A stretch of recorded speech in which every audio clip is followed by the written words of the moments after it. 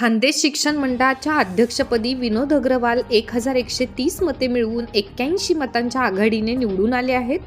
तर कार्यकारी मंडळाच्या 8 जागांसाठी आशीर्वाद पॅनलचे 6 आणि 2 अपक्ष उमेदवार निवडून आले आहेत.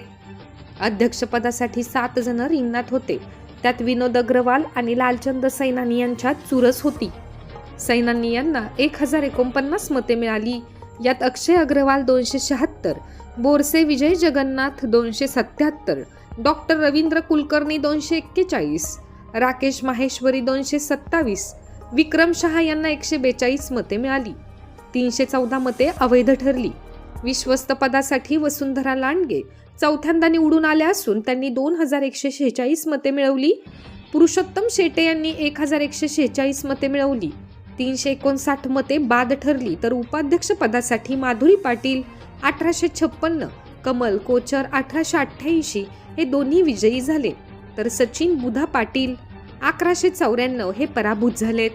तर कार्यकारी संचालक मंडळासाठी पंकज गोविंद मुंदडे 2162, प्रदीप कुंदनलाल अग्रवाल 1717, हरी भिकावानी 1680, योगेश मधुसूदन मुंदडे 1675, लीना प्रवीण पाटील 1597, नीरज दीपचंद्र अग्रवाल 1590, जितेंद्र मोहनलाल जैन 1544, डॉक्टर संदेश बिपिन गुजराथी 1471 हे 8 संचालक निवडून आले आहेत. तर डॉक्टर अनिल शिंदे 1462 आणि कल्याण पाटील 1459 हे 2 विद्यमान संचालक थोड्या मतांनी पराभूत झाले आहेत. त्यांनी फेरमतमोजणीची मागणी केली. रात्री उशिरापर्यंत फेरमतमोजणी सुरू होती.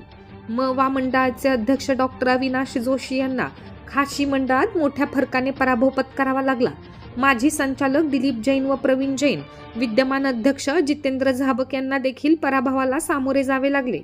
निवडणूक निर्णय अधिकारी म्हणून पंडित चौधरी, चिटणीस प्राध्यापक पराग पाटील, मनोहर महाजन, प्राध्यापक सुनील गरुड, विवेक भांडारकर यांनी काम पाहिले.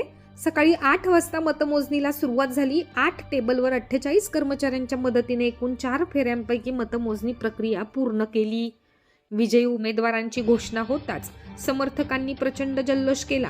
त्यानंतर कार्यकारी मंडळ सदस्यपदाच्या 8 जागांसाठी मतमोजणीसाठी सुरुवात झाली.